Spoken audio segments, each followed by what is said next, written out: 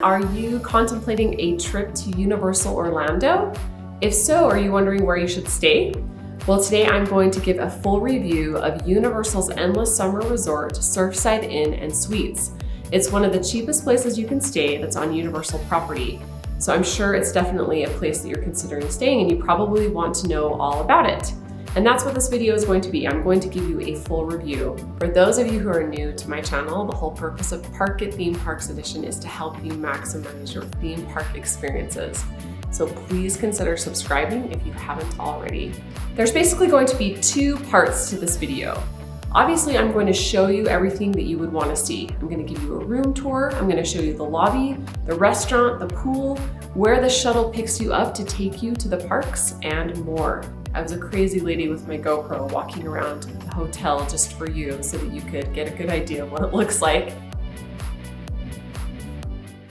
Hi everybody, I'm super excited to give you a tour of our room here at Endless Summer Resort. You guys can see what the room looks like. Okay, so just a little bit of information about this room that I think you might want to know. We have a 2-bedroom suite. So there are 2 queens right here. And then this bedroom over here, which has a door that shuts, which is really nice. This also is a queen bed. Now in this room, there's not a ton of room. There's not a ton of storage space or anything like that. The only place where you can really put your stuff is in this closet right here. There's an iron, there's a shelf on top you can see, and there is quite a bit of closet space, but there are no drawers. They do have some USB ports right here with these lamps that turn on. If you look out the window, that pointy thing that you can see in the distance is Volcano Bay. And then if you look over here, you can see Islands of Adventure. You can see the Hulk and the Drop Towers and Rip Ride Rocket.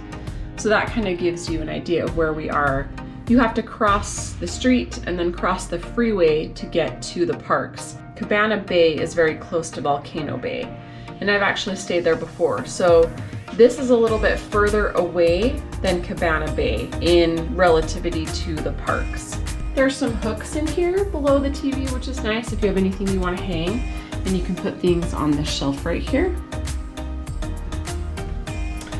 Here in the bathroom is really nice. You have the toilet and shower area over here with a door that closes.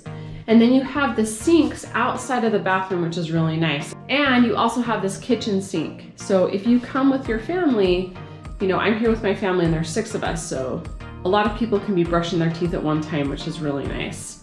And then they've got these shelves below that have towels. You could put other items that you have taken with you down below on these shelves. They've got a little towel rack over here, a nice lighted mirror. They do have a blow dryer, so you don't need to bring one, so that's nice. And then in here they have some really cute tile on the floor. And I like the color scheme that they've done for this Surfside portion of Endless Summer Resort. There's no towel rack in here, but there's a hook on the door, just your basic shower. And it comes with these soaps, shampoo, conditioner.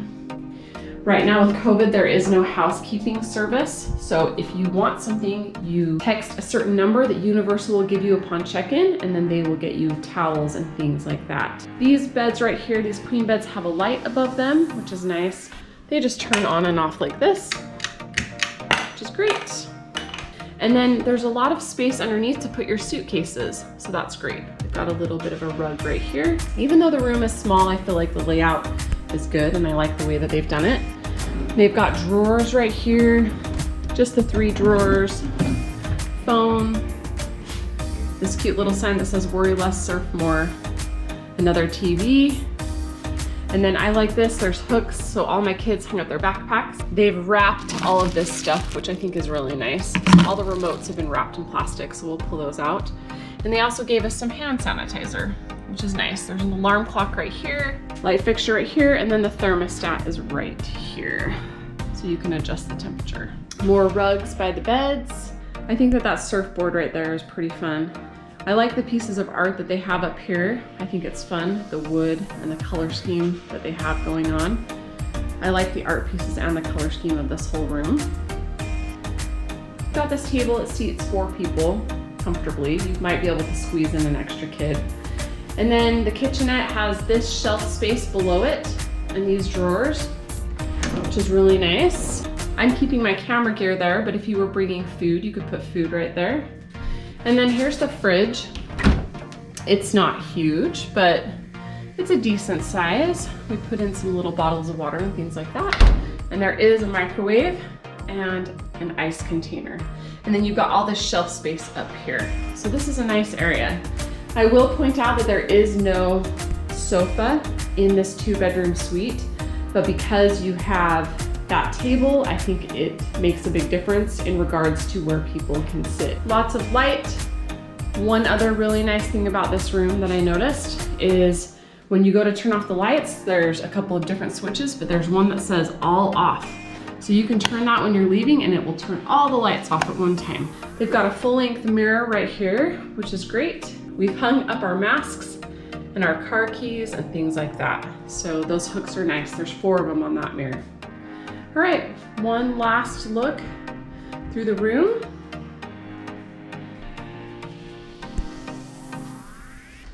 Into the 2nd bedroom here.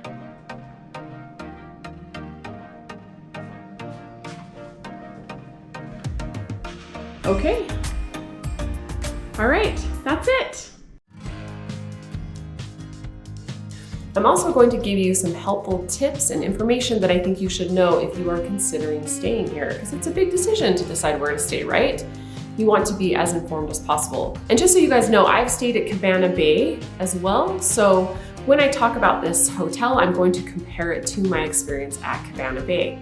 And I think you'll find that helpful. In the very last part of this video, I am going to tell you whether or not I recommend this resort. I'm not being compensated in any way for my opinion, so I'm going to give you a very honest opinion. I'm definitely going to tell you the pros and cons because there are pros and cons to staying here. While you are viewing footage of the hotel and the surrounding area, I thought I would give you some basic information. So first of all, Endless Summer Resort actually has 2 resorts. There's Endless Summer Resort Surfside Inn and Suites, and then there's also Endless Summer Resort Dockside Inn and Suites. And you're probably wondering what the difference is between the 2. Well, they're very close to each other, basically across the street from each other, and they look to be decorated very much the same. But Dockside has 2 pools instead of 1 pool. There's also a bar in the lobby, whereas at Surfside Inn and Suites, there's not a bar in the lobby, but there's a bar by the pool called the Sand Bar. There's also a bigger restaurant at Dockside Inn and Suites. So that's something that you'll want to take into consideration as you are making your decision. Also, some more general information. All Universal properties are managed by Universal, but they're actually owned by Lowe's Hotels. And Lowe's has tons of different hotels all across the US and Canada. More basic information about this resort. It opened on June 26th of 2019. And so it hasn't been open for very long. And when I was there, it wasn't very crowded. However, I do think that one of the reasons why it wasn't very crowded was because of COVID.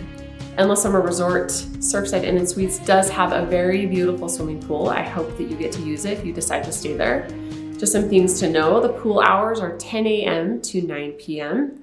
It was a little tricky for us to find time to go to the pool since we had spent so much time at the parks. One night we tried to go swimming, but it was closed for inclement weather. So the pool will definitely close for inclement weather, just something to keep in mind. Also, you have to have a room key to get into the pool. You are not allowed to bring your own food into the pool area. However, if you order food from the restaurant, then you can bring it into the pool area. The pool was nice. It doesn't have like a water slide or a diving board or amenities like that.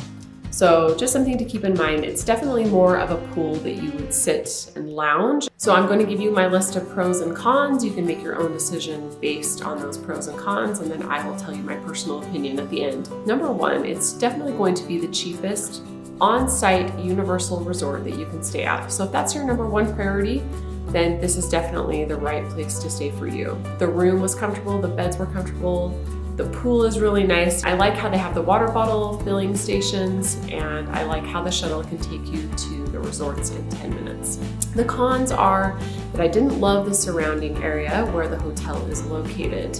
The resort is located close to a really busy intersection, near really busy streets where there's lots of traffic, and it just didn't feel as safe or as insulated as staying at Cabana Bay. I felt like I could hear more traffic, more noise. So Dockside and Surfside are kind of these resorts that are away from all the other resorts, and I feel like you can really feel that sense of being away from the rest of the resorts, and it made it feel like I wasn't really staying on site, if that makes sense. There have been times where I've been staying at a Disney resort, and even though I was staying on site at Disney property, it was still a 15-minute shuttle ride to get to one of the parks. And this was kind of that same feeling where I was on site because I got to enjoy the benefits of early admission and picking up my tickets from the hotel and all of those things. But it still felt like I wasn't exactly on site because there's other resorts that are closer. Even though the shuttle goes directly to the parks, I feel like when I stayed at Cabana Bay, it was a shorter distance to Universal Parks for some reason. There were times I had to go out to the parking lot to get something. I didn't love taking the elevator, going all the way up to the top floor because that was the only place we could find a parking place. I don't really like that parking structure and where it's situated next to the hotel. I just like the setup of the parking better at Cabana Bay. The parking structure definitely wasn't a deal breaker, but I didn't love it. And mostly I just didn't love the noise. It wasn't necessarily the crowds at the hotel, it was all the surrounding noise of the traffic and the cars and the people walking by. So it just didn't feel like as nice of an area as where Cabana Bay is located. I feel like the food options were also a bit limited at Surfside Inn and Suites. You mainly just have the one restaurant and the food choices are somewhat limited. I remember us having hamburgers, but I don't remember anything really special beyond that. I know Cabana Bay has several different restaurant options, and so I liked that better. I think the big question that you are wondering is if I had the opportunity to return to this resort or to go to Cabana Bay instead, which one would I choose? And I would definitely choose Cabana Bay. I just liked the feel of Cabana Bay better. I liked the food choices better. I liked the proximity to the parks better. I liked the feel of the area better. I liked the parking better. And the price difference isn't that much more. I think it is a bit more, but it's not that much more. So I definitely think it's worth it to pay the extra money to stay at Cabana Bay. So I hope this review has been helpful. If it has, will you please give it a thumbs up? Please share my video with anyone who is considering taking a trip to Universal Orlando. For those of you who have already subscribed to my channel, thank you so much. I look forward to making more videos in the future. If you have any recommendations of what you would like me to focus on in regards to Disney World and Universal Parks, as far as content goes, let me know. Please comment below. Please give me a follow on Instagram. My feed there is @LoveToParkIt, and my Facebook page is Park It Theme Parks Edition.